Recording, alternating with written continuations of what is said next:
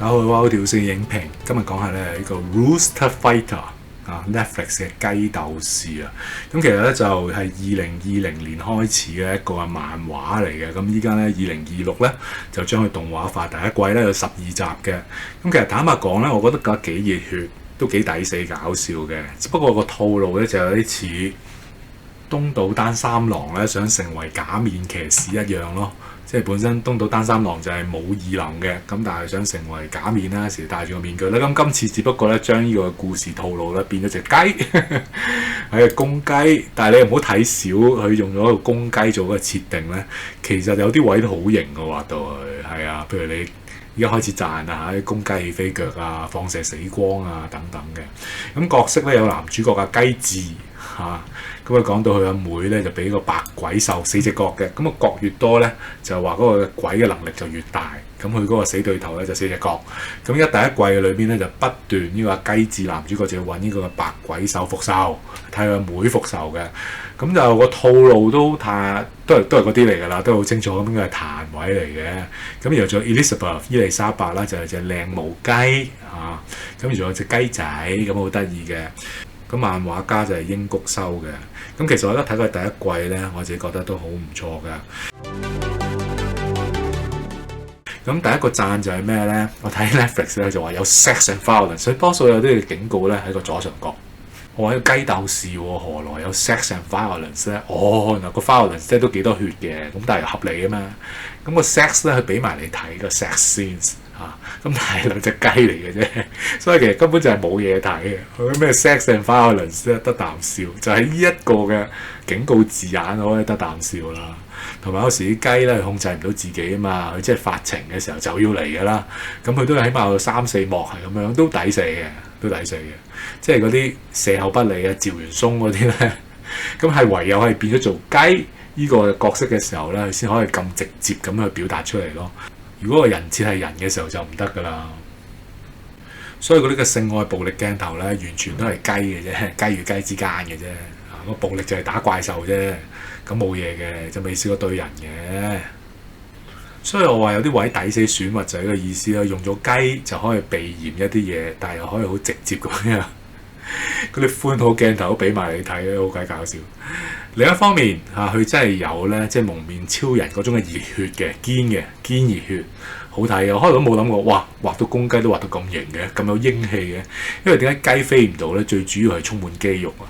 所以你睇到佢咧，佢有時都要練深蹲啦，好似健身咁練深蹲啦，頂住個石頭喺度練深蹲咧，好鬼熱血㗎，好似 Rocky 咁樣樣，好大嚿胸肌啦，好大嚿大髀4頭肌啦，好型㗎喎，唔好睇少喎，即係揮一揮拜拜嗰隻翼又係型㗎喎。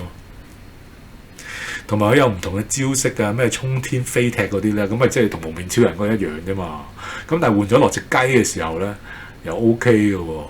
同埋阿雞治咧，佢個速度都驚人㗎，勁㗎。佢開頭咧，我可能以為係聲波功，但係慢慢咧，佢又變咗激光嘅，所以角色個能力各方面都有成長㗎。佢哋可以有第2次覺醒啊，第3次覺醒，我相信都會有嘅。咁佢每一次嘅覺醒咧，佢嘅能力就會越大，咁又好睇。咁點解會覺醒咧？覺醒之後有咩新能力咧？咁呢都值得睇嘅地方。同埋唔同嘅角色咧，佢哋都有唔同覺醒嘅機會嘅。我相信都係咁樣樣，所以都 OK 好睇。咁除咗主角啦，由主角之後咧，仲有佢同父異母嘅細路啦。然後而家 Elizabeth 咧，抵死嘅設定就係佢仲未有覺醒，但係咧佢嗰啲嘅 gears 佢嘅工具好抵死，佢係識得用電話嘅。咁其實用電話同人類溝通咧，即係由 text to speech 咁你打啲字咧就讀出聲。呢個佢都唔係首次嘅，咁但係都係特別嘅。咁咧 IMDB 俾到7分，咁我自己覺得都係7分值得送飯，值得睇，都抵死好笑嘅。有時有啲套路我諗住都係嗰啲㗎啦。點知我都笑出嚟。譬如有一幕就係咧，啲雞就玩一啲咧 group dating，即係啲交友活動集體配對咧但係你雞同白鴿嗰度有我真係笑咗出嚟。咁你可以自己睇下嘅12集裏邊。不過係咁，即係第一個彈都係咁樣樣，即係好多個笑位咧，好多時就係嗰個 sex and violence 咧，就係雞與雞之間咧個 sex scenes 咧，玩多幾幕就其實都係嗰啲嘢嘅啫。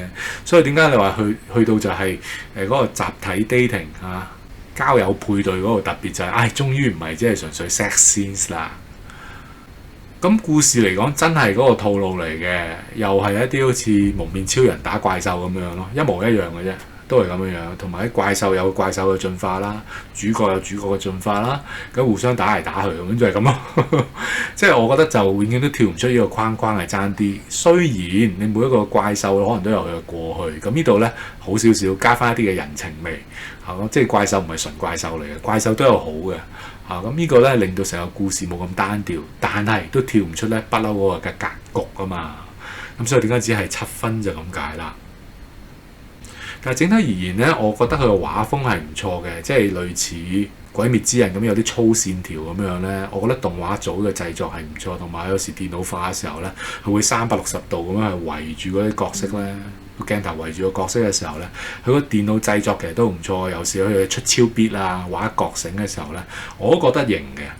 所以如果你想輕輕鬆鬆開心下，又睇啲熱血動畫嘅時候呢，如果你係中呢個東島丹三郎嗰啲呢，想成為假面騎士，咁呢一套呢，雞鬥士呢，即係 Rooster Fighter 應該都合理口味嘅。如果你非常想分享呢，請 like、share、subscribe，多謝各位，拜拜。